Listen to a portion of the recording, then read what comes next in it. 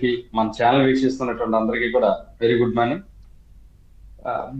బలహీనతగా అంటే మొన్న ఏమైందంటే లండన్ వెళ్ళాడు. ప్రతిసారి లండన్ వెళ్ళి మందులు తెచ్చుకుంటాడు, మీకు తెలుసు.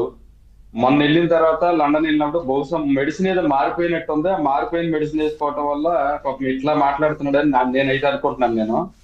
ఎందుకంటే ఆయన అధికారంలో ఉన్న 5 ఏళ్ళు అదే ముచ్చలు చెప్పాడు. మా నాన్న పక్కన నా ఫోటో ఉండాలి, 30 ఏళ్ళు ముఖ్యమంత్రిగా నేనే ఉంటా ఈ రాష్ట్రానికి, నన్ను ఎవరేం చేయలేరు. ఇందాక సత్యమూర్తి గారు చెప్పినట్టుగా విద్యార్థుల సభలో కూడా ఇంటర్వ్యూ కూడా పేకలేరు అని చెప్పని రకరకాలుగా మాట్లాడాడు.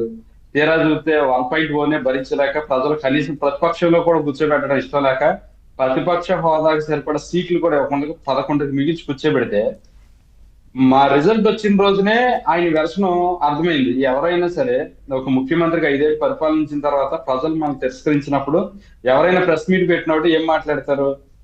ఎక్కడ పొరపాటు జరిగిందని విశ్లేషించుకోవటం, ఓటమిని అంగీకరిస్తున్నాం, ఎంత ఓటమిని ఊహించలేదు, ఎక్కడ పొరపాటు జరిగింది మేమంతా కూడా మేము పోస్ట్ మార్టం చేసుకుంటాం, మరలా ప్రజల పక్షాన ఉంటాం, ప్రభుత్వానికి ఒక 6 నెలల టైం ఇస్తే ఇట్లా మాట్లాడతారు. కానీ ఈయన ఏం మాట్లాడాడు?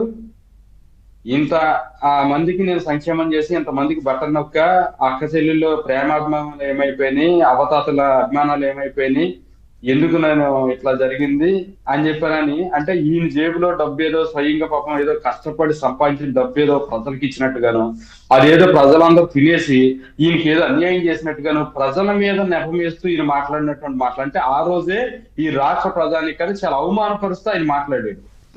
దాని కంటిన్యూస్ గా ఇప్పుడు మాట్లాడేటువంటి మాటలు కూడా అదే రకంగా ఆయన మాట్లాడుతూ నేను చూసాను వీడియో బిట్.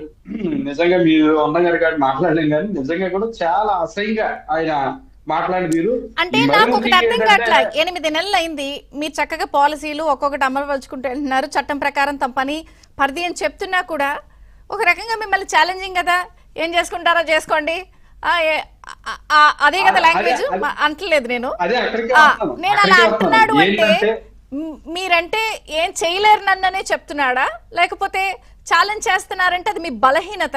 చూసే వాళ్ళకి అసలు ఆన్సర్ చేయండి, క్యాడర్కి గాని నాయకులకు గాని ప్రజలకు గాని. అదే అన్నాను ఇక్కడ ఏమిటంటే ఇప్పుడు ఆయనకు దొరికేసిన దొంగ 28 కేసులు, ఆయన A1 గాను ఛార్జ్ షీట్లు ఇదయ్యి 16 నెలలు జైలు వచ్చినోడు. ఆయన ఏదో స్వాతంత్ర పోరాటం కోసమో లేదా ఒక జాతి కోసమో ఒక రాష్ట్రం కోసమో పోరాడినట్టుగా నా కథ ఇన్స్పిరేషన్ గా తీసుకోండి అని, నేను దొంగను కాబట్టి మీరు కూడా అందరూ దొంగలు అయిపోండి అబ్బాయి, దొంగలు అయిపోతే దొంగలు అందరం దగ్గరే కూర్చుంటే మీకు వేరే ఆప్షన్ ఉండదు కాబట్టి ఇక నా దగ్గర చచ్చినట్టు ఉండాలన్నట్టుగా అతని విధానమే విద్వేషం, విధ్వంసం. అందుకోసం దానితో ఏంటంటే చంద్రబాబు నాయుడు గారు, పవన్ కళ్యాణ్ గారు ఎలక్షన్ ముందులేమో విపరీతమైనటువంటి అగ్రెసివ్నెస్ లో వెళ్ళారు. ఈ ఎలక్షన్ వచ్చిన తర్వాత ఎంత పెద్ద బాధ్యత ఇచ్చేసరికి 164 సీట్లు వచ్చేప్పటికి వీరిద్దరు కూడా ఏం చేస్తా ఉన్నారు, ఇంక్లూడింగ్ లోకేష్ గారు, రెడ్ బుక్ అన్న లోకేష్ గారు కూడా ఏం చేస్తా ఉన్నారు, కంపెనీలు ఎట్లా చేద్దాం, పెట్టుబడులు ఎట్లా పట్టుకొద్దాం, నాశనమైన రాష్ట్రం ఎట్లా బాగు చేద్దాం, ఎట్లాగా ఇన్కమ్ పెంచుదాం, ఎట్లా ఉద్యోగాలు ఇద్దాం, ఈ ఆలోచనతో ఉండి వీళ్ళ మీద కాన్సన్ట్రేషన్ చేయకపోవటం వల్ల అప్పుడు అది మీ బలహీనత కదా. మరి